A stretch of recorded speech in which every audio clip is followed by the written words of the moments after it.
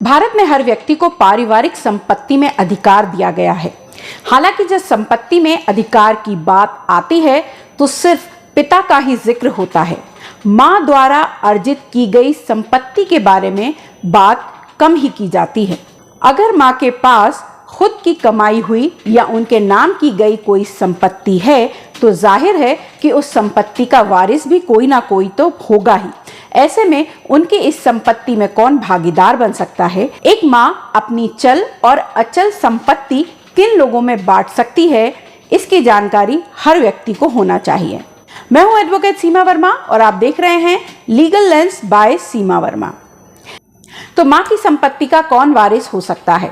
इस विषय पर सबसे पहला सवाल उठता है कि आखिर वो कौन होगा जो मां की संपत्ति पर दावा कर सकता है। भारतीय विधि के अनुसार अगर कोई महिला अपने जीवन काल में खुद से किसी तरह की संपत्ति अर्जित करती है या अपने पति, पिता या मां से उत्तराधिकार में प्राप्त करती है तो बेटा या बेटी मां के जीवन काल में उस संपत्ति पर किसी प्रकार का भी दावा नहीं कर सकते हैं।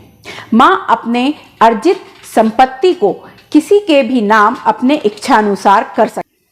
लेकिन यदि महिला की मृत्यु बिना वसीयत बनाए ही हो जाती है तो हिंदू उत्तराधिकार अधिनियम के तहत बच्चों और परिवार के सदस्य जिन्हें प्रथम श्रेणी का उत्तराधिकारी कहते हैं, उनके बीच संपत्ति का बंटवारा किया जाता है। इस श्रेणी में बेटियों को भी शामिल किया गया है। दूसरा सवाल आता है कि क्या शादीशुदा बेटी अपनी मां के संपत्ति की अधिकारी हो सकती है? हिंदू उत्तराधिकार कानून 1956 के मुताबिक जैसे पिता की संपत्ति में विवाहित बेटियों का बराबर का हिस्सा है, ठीक वैसे ही मां की संपत्ति में भी विवाहित बेटियों को बराबर का अधिकार दिया गया है।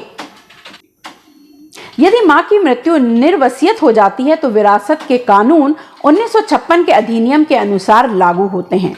इसमें विवाहित पुत्री को पुत्र के साथ समान रूप से हिस्सा प्राप्त होता है। तीसरा सवाल उठता है कि किस किस को मिल सकता है मां की संपत्ति पर मालिकाना हक।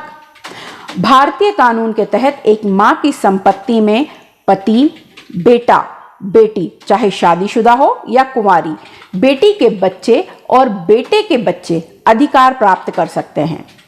चौथा सवाल आता है कि अगर महिला अविवाहित है और फिर उसकी मौत हो जाए तो उसकी संपत्ति पर किसका हक होगा?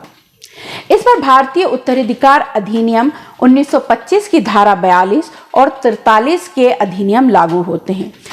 यदि अविवाहित महिला की बिना वसीयत बनाए मौत हो जाती है और उसके पिता जीवित हैं तो उसकी संपत्ति उसके पिता को मिलती है।